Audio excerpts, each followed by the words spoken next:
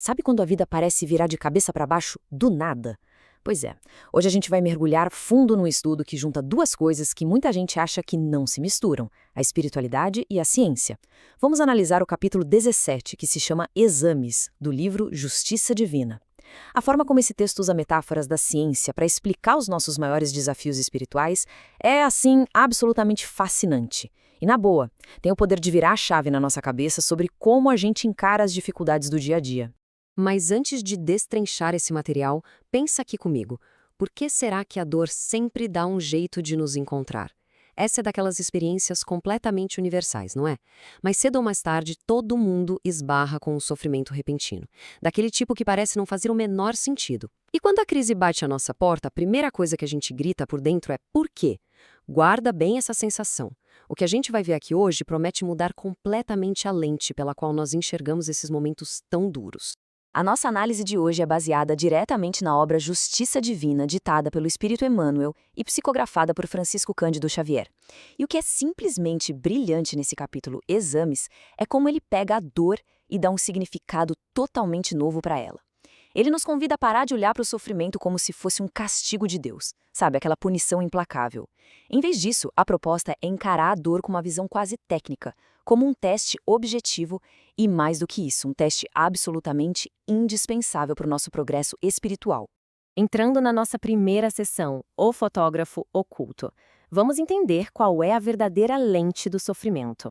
Logo de cara, quando a gente escuta a palavra exames, a cabeça já vai direto para aquelas provas tensas da época de escola, certo? Aquele frio na barriga clássico para ser aprovado.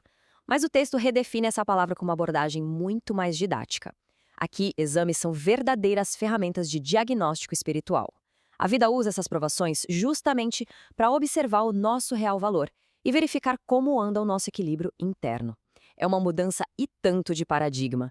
A gente sai daquele medo meio infantil de ser punido e entra numa análise super objetiva de quem nós realmente somos.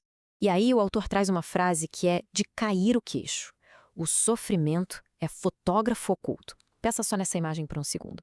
O sofrimento chega, sem mandar aviso prévio, e num piscar de olhos, clique, ele tira uma foto da nossa alma.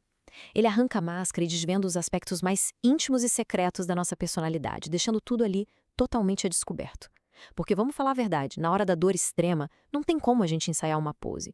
E ele vai ainda mais longe nessa analogia da fotografia, dizendo que a dor é agente de fixação, expondo-nos a verdadeira fisionomia moral.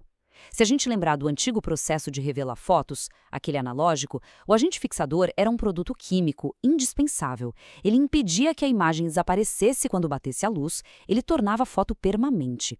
E a dor agia exatamente assim. Ela funciona como um banho químico na nossa consciência. Ela clareia até os menores impulsos do nosso coração e deixa tudo ali em plena exibição para o mundo. É no momento da dor que a nossa verdadeira face moral fica registrada para sempre. O que nos leva à nossa segunda sessão, Radiografia do Ser, uma análise totalmente dirigida. O texto argumenta que os nossos problemas funcionam como uma análise super direcionada, literalmente radiografando certas zonas do ser. Olha a objetividade científica da justiça divina aí de novo.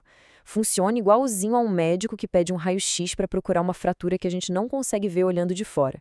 A vida manda dificuldades extremamente específicas para radiografar o nosso progresso moral.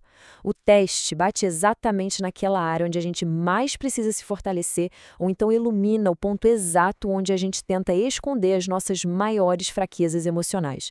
É literalmente um raio-x implacável da alma. Passando agora para a seção 3, o banho químico. É aqui que os nossos sentimentos são testados de verdade. Emmanuel compara a cada provação que a gente passa a um banho de substâncias químicas. Mas por que um banho químico? O propósito disso é testar as nossas ideias e os nossos sentimentos para conseguir definir o grau de sanidade de cada um deles. De novo o laboratório parecendo.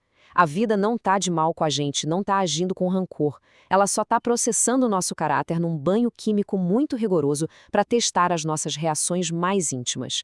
Sabe aquela forma como a gente reage quando recebe uma ofensa gratuita, ou o baque de uma perda financeira, ou uma frustração enorme?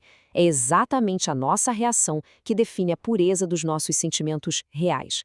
Entrando na seção 4, a lei do retorno, a famosa dinâmica de causa e efeito. Tem uma sequência no material original que é o ponto crucial de como essa lei funciona na prática. Olha só.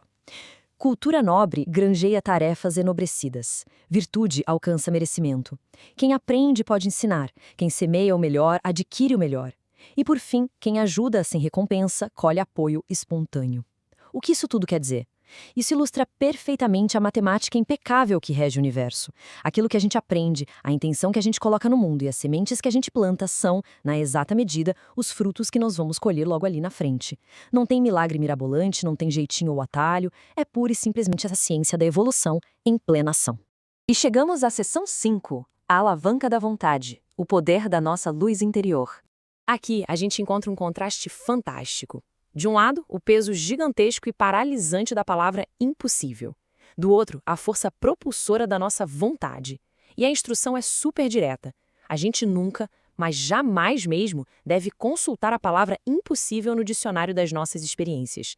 Por um motivo muito simples. Todo mundo, não importa o nível de evolução, possui essa tal vontade. E não estamos falando de um querer qualquer da boca para fora. O texto chama isso de uma verdadeira alavanca de luz. Quando os exames chegam, quando a gente mergulha de cabeça naquele banho químico da aprovação, a nossa vontade é o mecanismo exato que decide o jogo. É ela que determina se a gente vai afundar na crise ou se vamos puxar essa alavanca de luz para emergirmos muito mais fortes. Por fim, seção 6, a hora da crise, o derradeiro teste de luz. Para amarrar tudo isso, a obra deixa um recado claríssimo. Em todas as borrascas e provações, adversidades e sombras, permanece fiel ao bem. A profundidade disso é tremenda. É um chamado urgente para termos uma firmeza de caráter inabalável. Manter a fidelidade ao bem, bem no meio do furacão, é vital. É através dessa atitude pacífica, desse serviço feito com amor nas horas de puro desespero, que o bem supremo consegue se revelar para as outras pessoas. A forma corajosa e lúcida com que a gente encara o nosso próprio exame radiográfico acaba virando o farol que guia quem está do nosso lado, tateando no escuro da própria tempestade. E para fechar nossa análise de hoje, fica uma pergunta super provocativa e que resume perfeitamente a essência de todo esse capítulo. Que quantidade de luz será demonstrada na hora da crise? O fotógrafo oculto da vida? Bom, ele está sempre a postos. Os reagentes químicos vão sempre testar nossa sanidade. Mas a formidável alavanca da vontade está o tempo todo nas nossas mãos. Espero de coração que esse estudo tenha despertado aquela curiosidade imensa para explorar ainda mais as riquezas de justiça divina. Um grande abraço e até o nosso próximo mergulho.